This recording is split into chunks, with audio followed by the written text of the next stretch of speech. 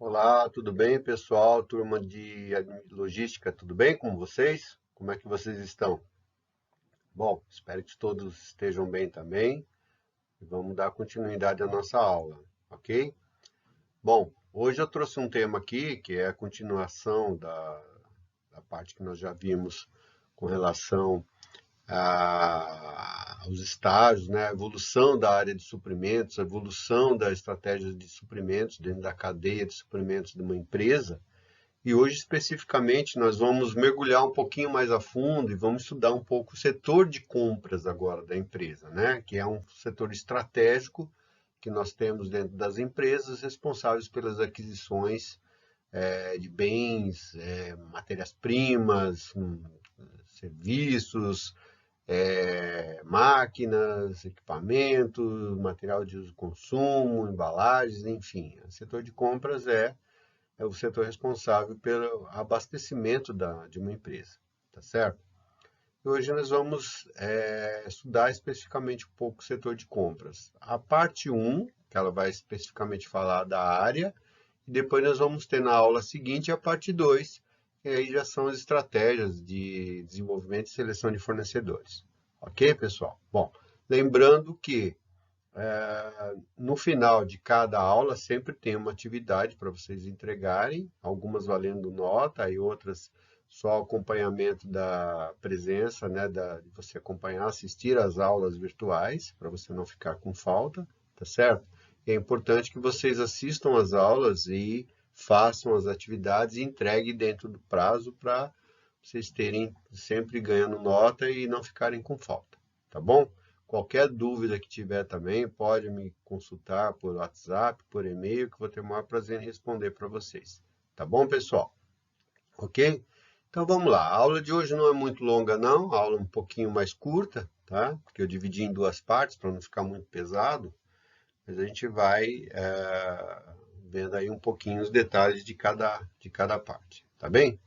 Bom, então falando especificamente do setor de compras, quais são os objetivos básicos, né, da área de compras, né? A gente pode concluir que o setor de compras ele é responsável por obter um fluxo contínuo de suprimentos a fim de atender os programas de produção. Sim, né? Então, ou seja, não pode ter lacunas nesse processo de abastecimento, por isso que a gente chama de fluxo contínuo.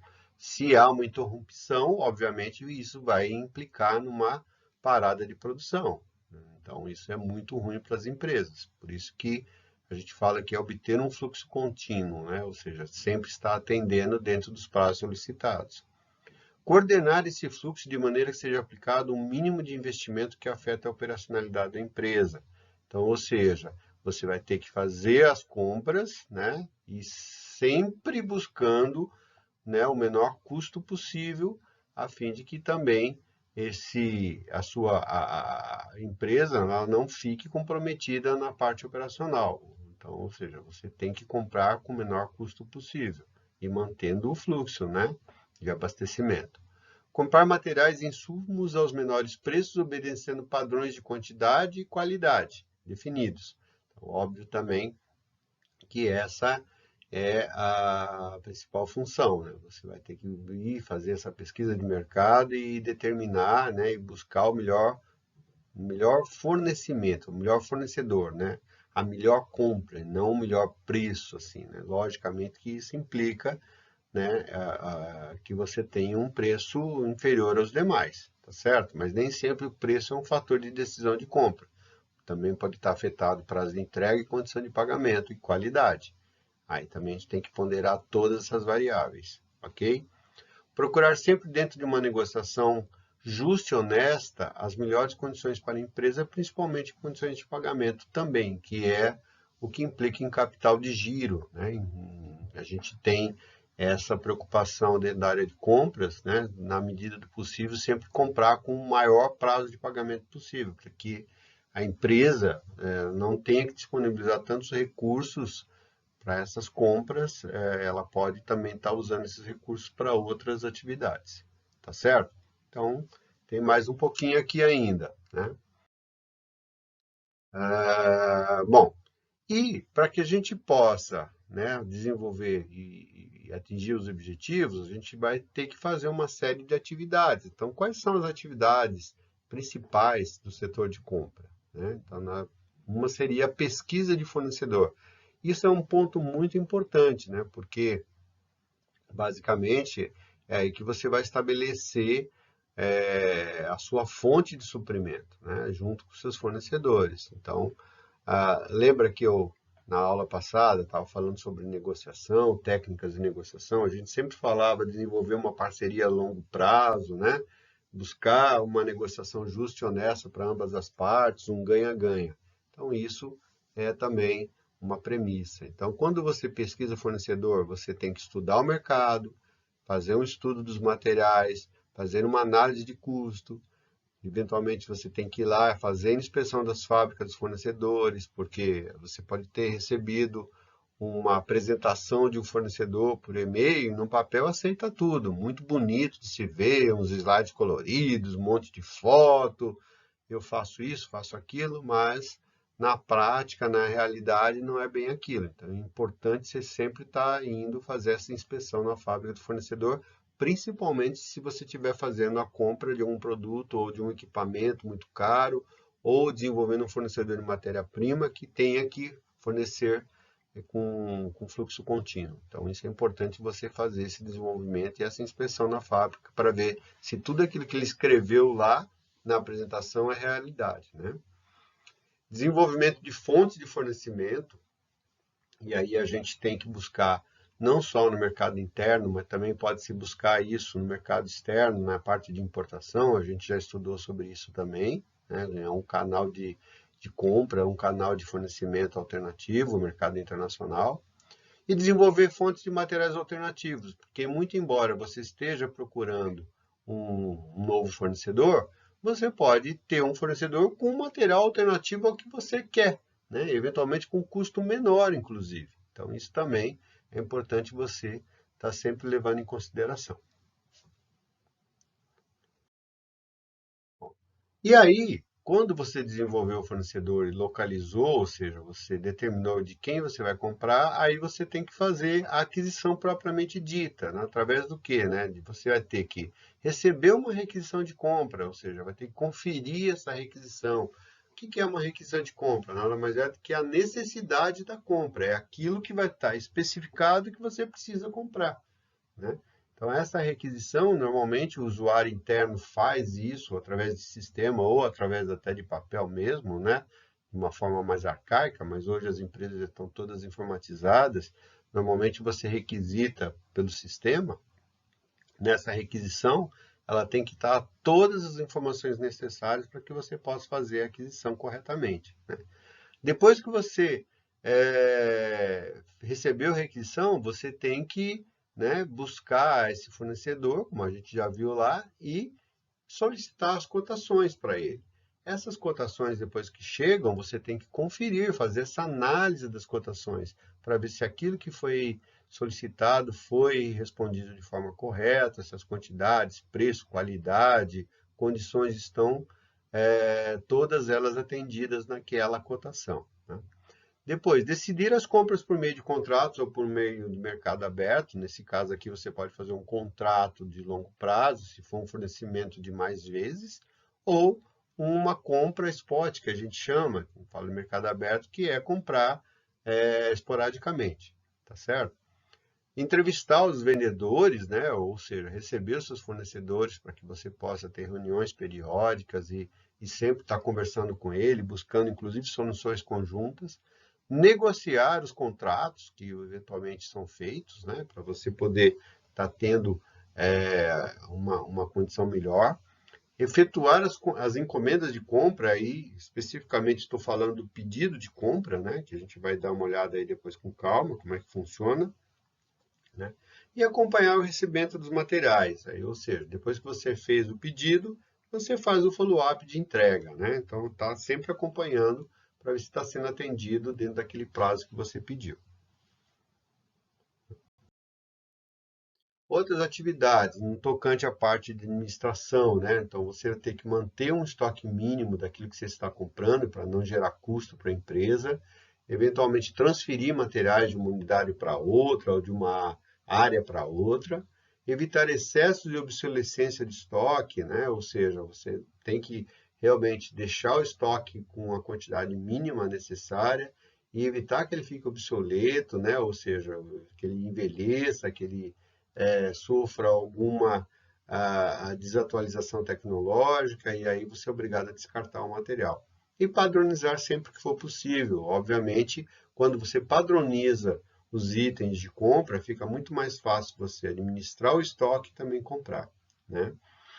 Diversos, né? Ou seja, fazer estimativa de custos, eventualmente das compras que você efetuar, disponibilizar os materiais necessários, obsoletos, excedentes. Eventualmente, se você tiver que fazer uma baixa do seu estoque por essa causa, né, de material estar obsoleto, eventualmente a área de compras também que faz isso, eventualmente até ela pode oferecer isso para o mercado, né, um leilão, alguma coisa, algo parecido.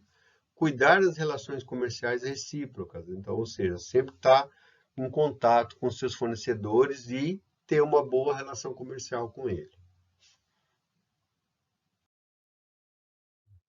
Bom, e como você pode estruturar uma área de compras, né? Então, obviamente, vai depender do tamanho da sua empresa.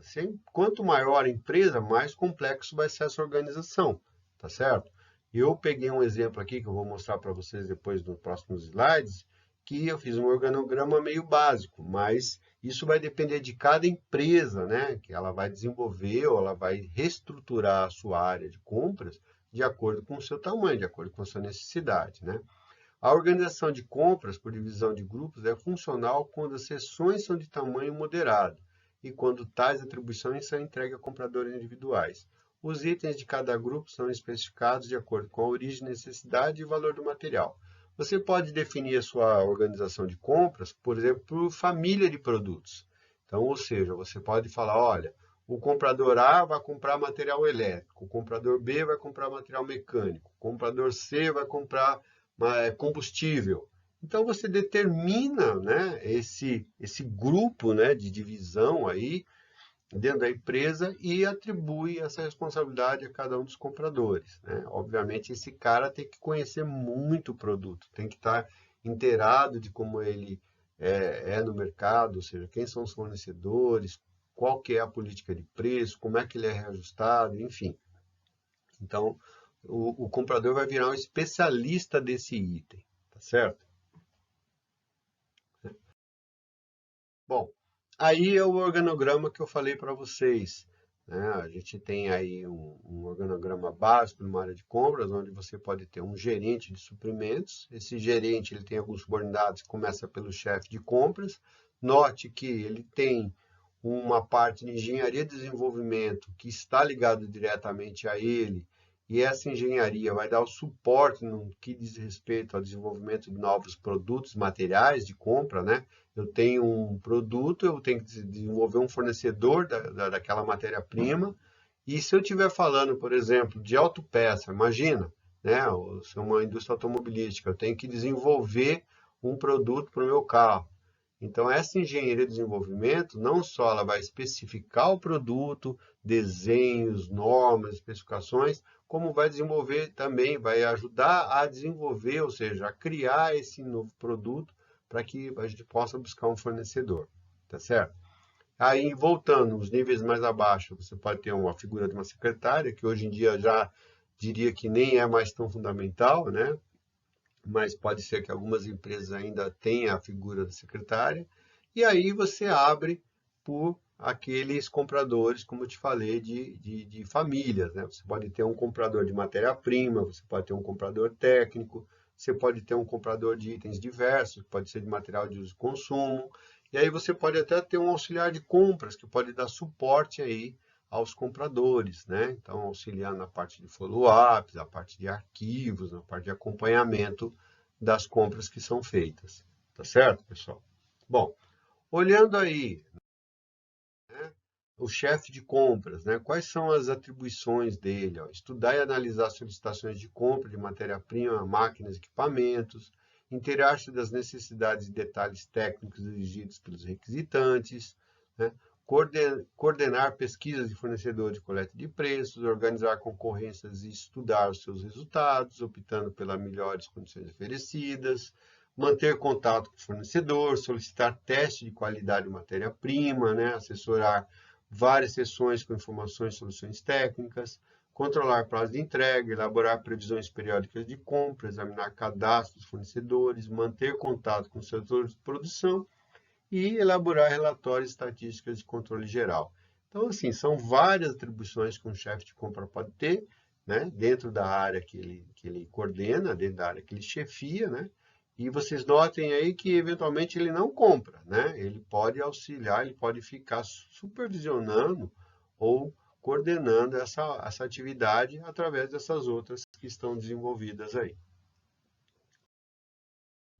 Por exemplo, um comprador de materiais diversos, por exemplo, ele vai efetuar e acompanhar pequenas compras de materiais sob supervisão da chefia, da seção, classificar e analisar requisições de compras remetidas por outros setores, pesquisar cadastro de fornecedores e efetuar as coletas de preço, estudar preços e qualidades, optando pelo obter as melhores condições, efetuar as compras e controlar a entrega dos materiais e manter arquivo de catálogos e fornecedores. Né?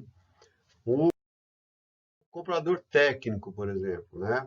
Ele efetuar as compras de materiais especiais de produção mediante supervisão e orientação da chefia, classificar e analisar as solicitações de compra, estudar e analisar as necessidades técnicas, pesquisar cadastros de fornecedores, preparar concorrências, analisar informações recebidas, informar a chefia as melhores condições, manter e atualizar o cadastro geral de fornecedores, assessorar as várias sessões com informações técnicas e acompanhar e controlar a entrega dos materiais, né?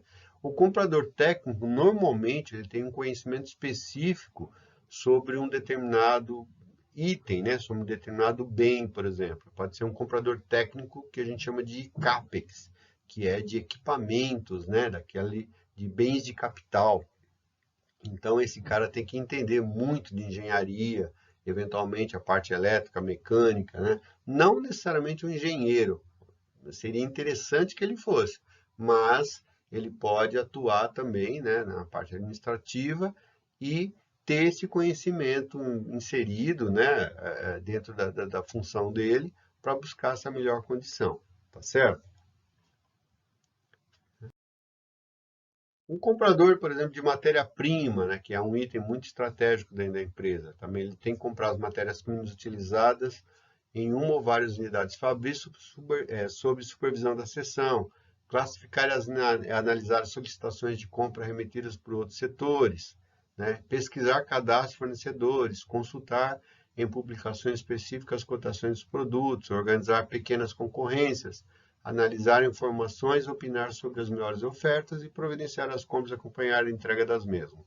Normalmente, o comprador de matéria-prima, ele vai trabalhar muito com contrato, porque matéria-prima você tem que estar sempre fornecendo, é aquele fluxo constante. Então, você não vai comprar uma única vez, né? Então, o ideal é que você faça uma negociação com vários fornecedores, determine o melhor fornecedor, e a partir daquele momento que você fez aquela negociação, você fecha um contrato, por exemplo, por um ano, 2 anos de fornecimento, né? Obviamente com cláusulas de reajuste, cláusulas de condições de atendimento, com cláusulas de prazo de entrega, multa, qualidade, aquelas coisas todas. Mas o ideal é que você faça uma única vez uma compra e elabore um contrato para que garanta as compras contínuas, né? Então, o comprador de matéria-prima, ele vai trabalhar normalmente por contrato, tá certo? E ele também pode ser um especialista, ele pode ser um engenheiro de produto, pode ser um cara que também conheça muito da parte de materiais, para poder estar desenvolvendo algumas coisas alternativas, alguns materiais alternativos aí para a produção, tá certo? Então, não é só um comprador, veja, a gente pensa que o cara lá só tira pedido. Não, ele tem que analisar, estudar, verificar, propor, buscar. Normalmente o comprador de matéria-prima está sempre viajando, está sempre desenvolvendo novos fornecedores, em conjunto com a engenharia de processo lá, né, que nós já vimos também no organograma. Um auxiliar de compras, né? Isso aí já ele vai controlar o recebimento de solicitações de compra, efetuar com conferência dos valores anotados, pesquisar arquivo de publicações técnicas, elaborar relações de fornecedores para cada material, emitir os pedidos de compra, eventualmente que foram negociados, controlar arquivos e catálogos e documentos referentes às compras efetuadas. Então, o auxiliar de compras ele vai dar o suporte aos compradores, né, exercendo essas atividades. Eventualmente, você pode ter um comprador júnior, por exemplo, fazendo essa atividade, ou você pode ter um estagiário, ou você pode ter um menor aprendiz, por exemplo, né? E aí você vai formá-lo para que ele possa depois, eventualmente, chegar a um cargo maior, aí, como um comprador técnico, enfim, tá certo? E o último aqui que eu separei para vocês, por exemplo, aí é a parte que ela é em conjunto com a área de compras, para engenharia de desenvolvimento, olha, identificar fontes de suprimento com potencial tecnológico, né?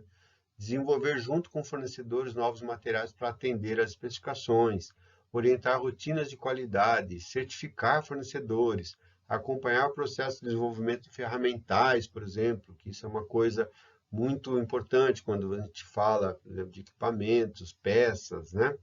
Avaliar junto com o comprador o desempenho desses fornecedores, porque você pode ter um ranking de desempenho lá, onde tem os melhores, né?